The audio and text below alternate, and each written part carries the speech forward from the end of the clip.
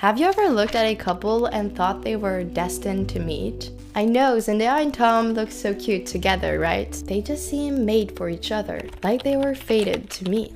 And it's not just relationships, it's those weird life events, those weird coincidences that feel too perfect to be random. The ones that appear like divine timing, as if the universe is just playing with us like characters in a story. Kind of like that song, Kill the Director. If this is a rom-com, please kill the director. Where life sometimes feels like a movie, but with a script we can't quite see. So are we all just following a script? Or are we free to make our own choices?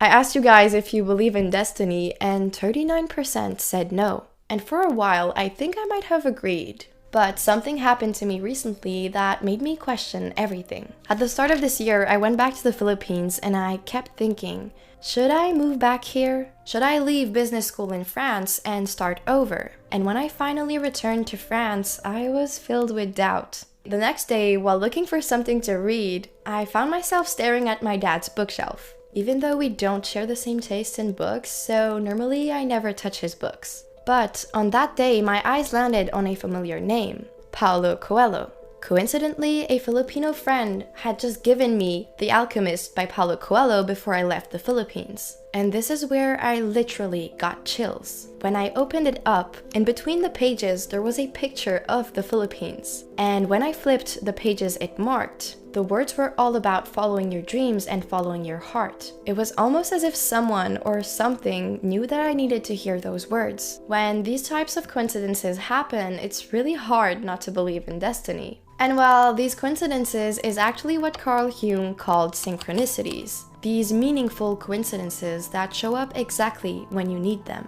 He believed they were hidden guides leading us to our destiny. Some might say it's the universe giving us signs. Those signs help to reassure us in moments of doubts, to know that we're on the right track. But is there really a plan? Not everybody thinks so. Sartre actually saw the whole idea of destiny as dangerous. For him, calling things fate was a way of avoiding responsibility, something he called bad fate. Well, because imagine someone saying, "Oh, that person is homeless? Well, that's just their fate." Sartre argued that this kind of thinking stops us from feeling compassion and responsibility. And even from a sociological angle, blaming life outcomes on destiny seems a bit cruel. Social structures, upbringings, access to resources, these things shape people's lives in very real ways. If we brush everything off as fated, we risk ignoring social issues that keep people in cycles of inequality. Sartre would say that by doing this, we're lying to ourselves and ignoring our own role in the world. According to him, our choices define our lives, and it's up to us to create our own meaning, without the comforting idea that everything is meant to be. And Foucault would say that destiny isn't just a personal belief, but a social tool. In his theory of discourse, he argues that the way we understand ideas, like in our case, destiny, is shaped by language, symbols, and actions, which means that words and images only have meaning because of the way society uses them. And that's how we know things. Because of this, every idea we have is a part of a system where knowledge reinforces power, creating what he called a regime of truth. This is when certain ideas are accepted as true because they're part of the dominant culture. For example, you might have already heard of the idea that you should walk 10,000 steps a day to stay healthy. But why not 15,000 or 20,000 steps? Why 10,000 steps? Actually, this idea started in the 1960s as a marketing gimmick in Japan to sell a pedometer called Menpokai, which literally means 10,000 steps meter. According to Foucault, this would be a classic example of regime of truth. Over time, the idea that you should walk 10,000 steps became accepted as a fact because everybody kept repeating it, but it could have been any number. If we apply this to destiny, these regime of truths can be dangerous. Think about it. If society tells us that life is meant to be a certain way, it limits what we believe we can achieve and stops us from taking action. So for Foucault, a destined life that has already been written looks more than just a comforting idea. But maybe the problem isn't in believing in destiny or fate. Maybe it's using fate as an excuse to accept the things we could change. I've always been a spiritual person, and if you've seen my videos, you know that. So my spirituality kind of made it difficult to write this video on destiny, because I try to separate my personal beliefs from my research. But this topic really made me question my own spirituality. The more I researched, the more I wondered, is believing in destiny simply a way of justifying injustice? This dilemma reminded me of a conversation I had with a friend that isn't spiritual at all. I was explaining my belief in destiny and manifesting, and how I felt that life has always brought me exactly where I was supposed to be. And he said, "Yeah, but try telling that to a homeless person, that they can just manifest a better life." To be honest, his words bothered me, but he had a point. And it kind of made me wonder, do beliefs in manifesting synchronicities and destiny serve as bad fate, ignoring the realities faced by those without the same opportunities? So as I researched, I found out that The Alchemist by Paulo Coelho has been critiqued for promoting what some call capitalist spirituality, the notion that you can rewrite your destiny if you just work hard enough. And while this belief can create a pressure to succeed, making those who struggle feel like it's their own fault. But is that truly the message that Paulo Coelho intended? Well, I'm not so sure. Another one of his books is The Manual of the Warrior of Light, that serves as a spiritual guide filled with wisdom and moral values.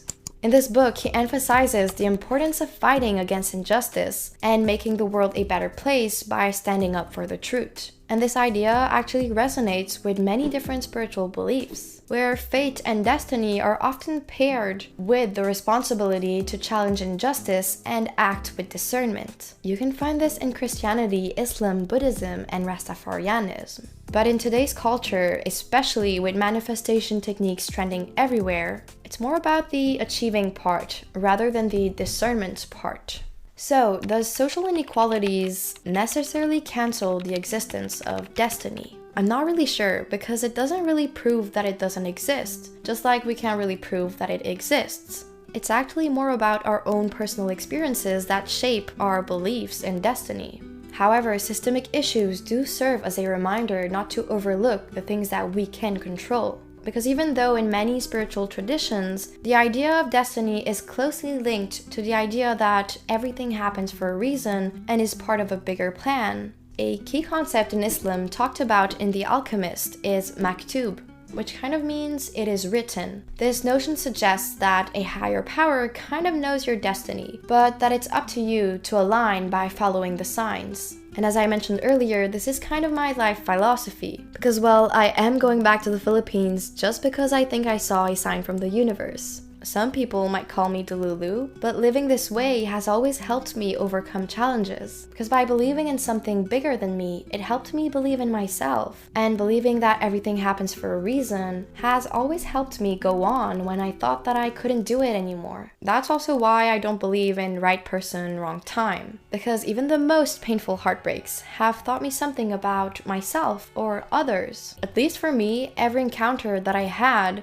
has always seemed like they were meant to happen. As if these people had to come into my life at a certain moment for me to grow. Kind of making it a case of wrong person or right person, but always at the right time, even if the reasons remain unclear for some time. Which I think also shows that resilience can be linked with fate or the belief in destiny. The thing is, I think that the only issue is that when we believe that everything is meant to be, when we see destiny as something that just happens, it can discourage us from making changes within ourselves or within the world. Because if we really believe that everything is already written, the thing is, if we just stay locked up in our rooms, it would look like someone writing a script, but never filming the damn movie. The final result would never be able to unfold. Which reminds me of the song Get Up, Stand Up by Bob Marley. Most people think great God will come from the sky, take away everything, and make everybody feel high. Almighty God is a living man. This is where I think that the Japanese philosophy on destiny can help us see clearer. During this video, I kept on interchanging the terms destiny and fate, because in Japanese, there are actually multiple words for these concepts. Shukume, which is like fate, a life path we can't control. But there's also unme, a kind of destiny that we can actually influence by our actions. And finally, there's shime, which means purpose. It's the idea that each of us has something we're meant to do. A great example of unme and shime would be The Matrix. Neo is told he's the one destined to free humanity, but he still has to choose to accept that role. His destiny is there, but it only unfolds because of his choices. If we go further, these concepts kind of look like reaching levels in a video game, and the ultimate goal of the video game would be to reach your shime, aka purpose. And I think this might be what we get wrong about our destinies, showing that maybe Bob Marley was right. Some are able to reach their unme by manifesting or rewriting their own destiny, but very few get to their shime and live with a purpose. Reaching shime is not only about finding personal satisfaction, like we see a lot in self-development that has a more individualistic approach, but shime is fundamentally about serving others, using one's life for the benefit of others or fulfilling a larger calling. And so the more I thought about it, the more I started to realize something that I think you guys will find interesting. Another Japanese concept is the belief in red threads. Threads that connects our fates together. In science, we can also see parallels to this idea. Newton's theory of action and reaction, which means that every force creates an equal and opposite force. So maybe when we talk about fate and systemic issues, it goes further than what meets the eye. Like, think about how back in the day, Black people were forced into slavery because society had this twisted belief that it was their job to serve others. This belief was deeply rooted for a long time, and Black people couldn't even imagine a different future or even dream of changing their own destiny. However, people like Martin Luther King fought and risked everything by living in his shime, or purpose. Not only did people like him change things for themselves, but they also helped shape a better future for generations to come, showing how someone living in their purpose can affect the fate of others. Of course, living in your purpose doesn't necessarily have to be this huge. I actually think that just by living in a way that feels right to you, by following your heart, you're already having much more impact than you think. You might not even realize it, but you could be inspiring others, affecting them in ways you don't see. For example, in one of my videos, I talked about how when I stopped drinking, it completely changed my life, and so, well, my destiny. But I forgot to mention a part of the story that is actually very important. 6 months before I decided to stop drinking, I met a friend who was already sober. And while I don't know if at that time he knew that I had an issue with drinking, but he shared a song with me called Sober by Kimber Rose. When I decided to stop 6 months later, I remembered this friend and the song he shared, and I finally understood the depth behind those lyrics. He never directly influenced my decision, but knowing this person, knowing that it was possible to be sober, opened another door that I was once unable to see. So was I fated to meet this person to finally wake up? Was it written to happen like this for me to learn important lessons and to grow? Or was I just lucky? I think that whether we believe in destiny or not, there's one thing that needs to be acknowledged. It's that our destinies, or at least the decisions we make individually, have an impact on others and can have an impact globally, even our own personal changes. If we go back to my sober friend, when he decided to go sober, he didn't even know me, and he obviously had his own personal reasons that led him to be sober. It was his personal decision, but his personal decision then had an impact on my destiny, without him even realizing it or even meaning to do so. By the way, if you ever watch this video for some mysterious reason, thank you for crossing my destiny.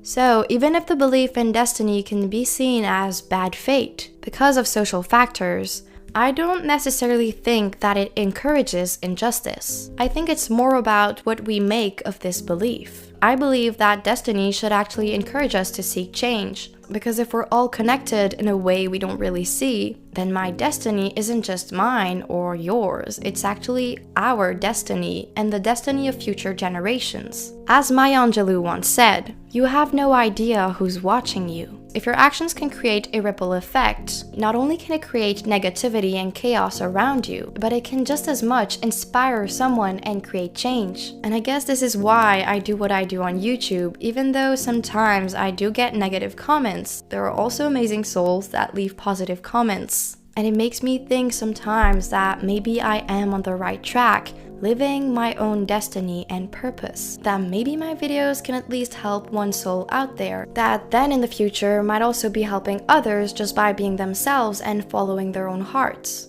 Well, I don't know, but at least that's what I hope for. What about you? Do you believe in destiny?